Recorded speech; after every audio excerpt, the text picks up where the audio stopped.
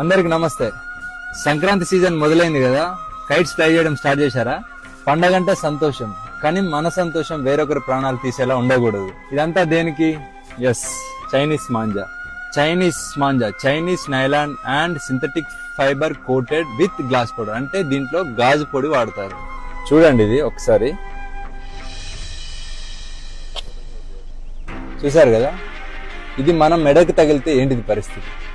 ఇది కేవలం దారం కాదు, షార్ప్ నైఫ్, గాల్లో వేలాడే కత్తి, అదృశ్య కత్తి.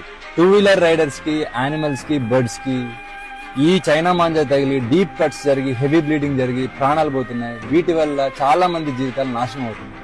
ఒక్క చిన్న సరదా ఎన్నో కుటుంబాల్లో తీరని శోకాన్ని మిగులుస్తుంది. ఇది నాన్ బయోడిగ్రేడబుల్, ఇది భూమిలో కలవదు, ఇది బ్యాండ్ థ్రెడ్. ఈ మాంజా ఎవరైనా ఇల్లీగల్ గా అమ్మితే మీ నియరెస్ట్ పోలీస్ స్టేషన్ లో రిపోర్ట్ చేయండి. చైనా మాంజా అమ్మడమే కాదు, కొనడం కూడా నేరమే. చైనా మాంజా ప్లేస్ లో ఈ కాటన్ మాంజా వాడదాం. మరీ ముఖ్యంగా ట్రాఫిక్ అండ్ పవర్ లైన్స్ లేని దగ్గర ఓపెన్ గ్రౌండ్స్ లో మాత్రమే ఫ్లై చేద్దాం. పిల్లల్ని మాత్రం మీ ప్రెజెన్స్ లోనే కైట్స్ ఫ్లై చేయనివ్వండి. మీ సరదా ఎవ్వరికి శాపం కాకూడదు. For this Sankranti, say no to China manja. Thank you. Jai Hind.